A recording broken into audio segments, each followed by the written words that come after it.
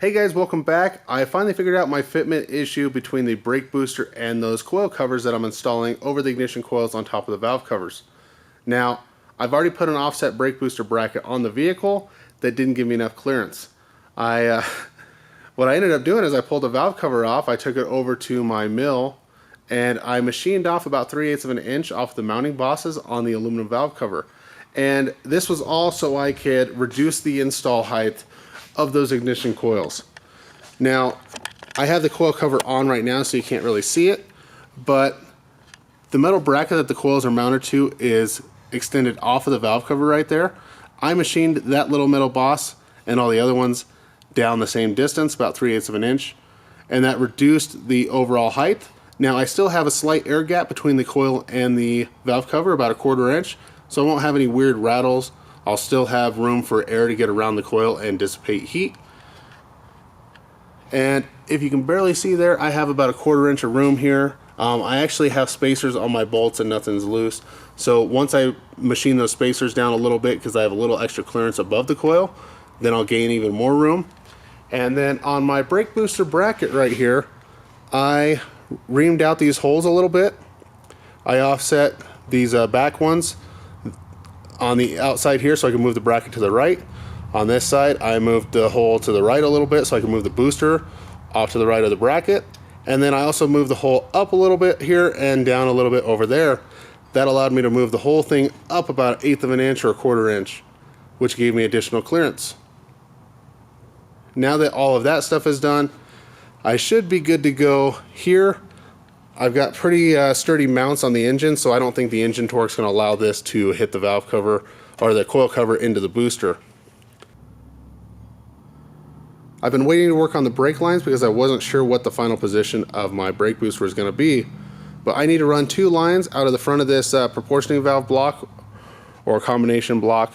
There's one on the top, one on the bottom. That will be for the front brakes, so I need to run a small line down and hook it to a bracket that I'm going to put on the frame to connect my stainless steel lines out to the caliper. The other one has to go down underneath the engine on the cross member, up around the other side, mount on the frame back there, connect to that wheel. I'm not sure if I'll use the factory line that goes to the rear or not. It has a T right there that goes to this side, a T on the other side that goes to the front wheel. I'd have to plug off those ports, or I may just run a new line from here going down under the engine to the other side, union tied into the rear system. Now, I've been waiting to do this because I wasn't sure if this was where it's going to be. Now that I know that, I'm hoping I can run the lines under the engine without removing it. If I have to remove the engine, I can go ahead and do that fairly easily. I only put 1 bolt on each side. There's not even a nut on the bottom for the motor mounts. It's barely resting on the transmission cross member in the rear. I'd have to unhook a few wires. I could probably have this engine out in about an hour, and then I could run those lines down under the engine over to the other side. I'm hoping to do it without it, but it might be easier just to yank it out. Now, where this coolant temp sensor is on this side of the engine, there's another port like that on the back of that cylinder head.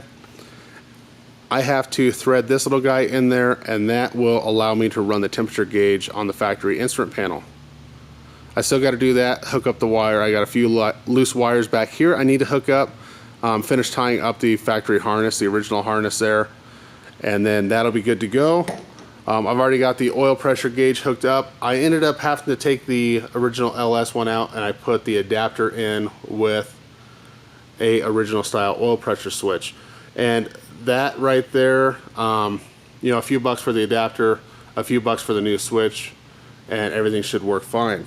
I've also started working on the air intake system. This is a 4-inch to 3.5 inch reducer. I have a piece of straight pipe in here. I have also a couple pieces with bends in them.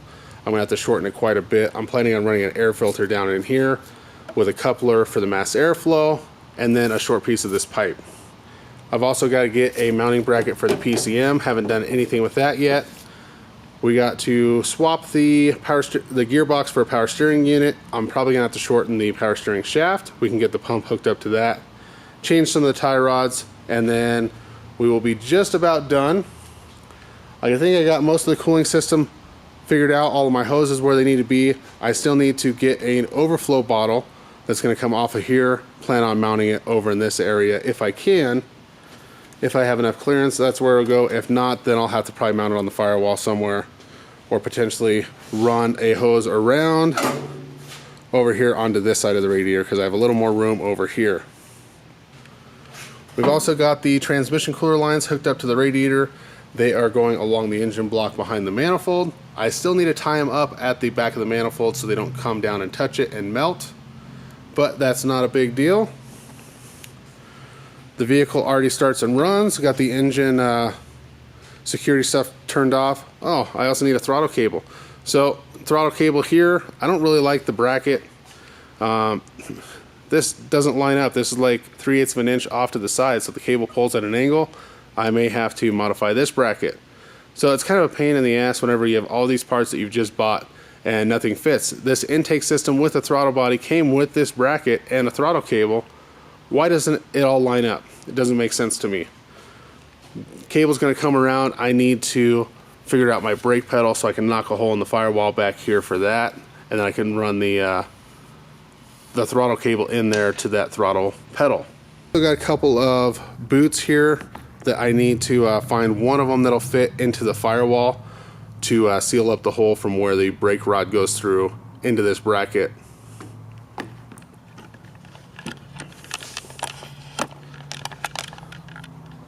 So that's where I'm at currently. I'm hoping now that I have that brake booster fitment issue taken care of, the rest of the project will go along according to plan, but you never know. When you're building something like this, you're going to come across hurdles. You're buying all these parts from different companies, and the companies don't work together. None of the stuff fits together, so you just kind of have to modify it or send it back if you didn't already mess it up, or scratch it or take it out of the box. Sometimes it's difficult to send that stuff back. You might have to sell it on Craigslist or a swap meet, buy another product that'll better fit your needs. If you liked the video, give it a thumbs up. If you didn't like it, give it a thumbs down. Questions, comments, put those down below. I'll try to answer them as fast as I can. Thanks for watching, and I'll see you next time.